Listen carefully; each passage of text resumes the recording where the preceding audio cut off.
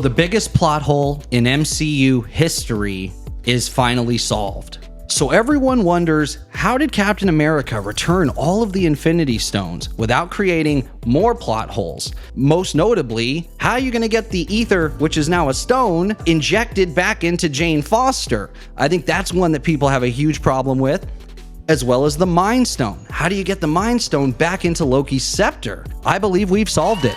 So what the Ancient One told Bruce was that the Infinity Stones needed to be returned to the exact point in time where they were taken. So as opposed to the heavy lifting that we all believe Cap had to have gone through, we believe it was actually extremely simple. Imagine that as soon as Cap and Tony arrived to retrieve the 3 Infinity Stones during the Battle of New York, Captain America is standing there with a briefcase, another version of himself. And he opens the briefcase and hands them the stones that they're there to retrieve. Now they don't have to go through any of the trouble of retrieving the Mind Stone from the Scepter, going and talking to the Ancient One.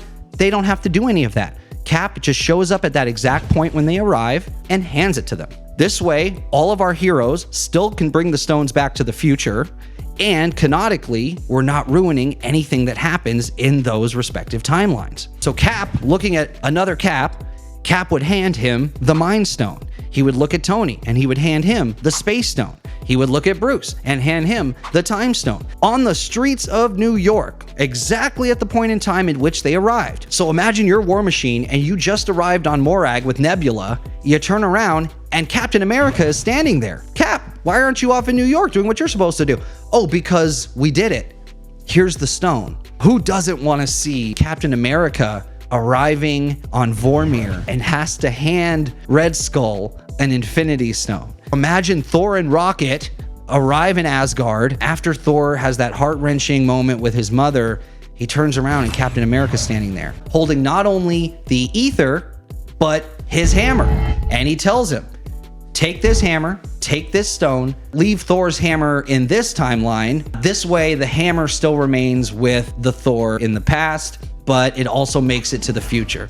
By Cap going back and just handing the stones to his fellow Avengers, he gets all of the stones to the future where they belong, and all of the stones remain in the timelines where they were originally taken from. What do you think about this theory? Did we solve the biggest plot hole of MCU history? How did Captain America return all of the Infinity Stones? If you find anything about the theory that you like or don't like, or if you have any questions, please throw those in the comments. Is this the answer to how Cap returned the Infinity Stones? I want to know what you all think. I want as many people to see this theory as possible because I want to know, did we solve it? Like, subscribe, and we'll see you in the next one. So he's an idiot. Yeah.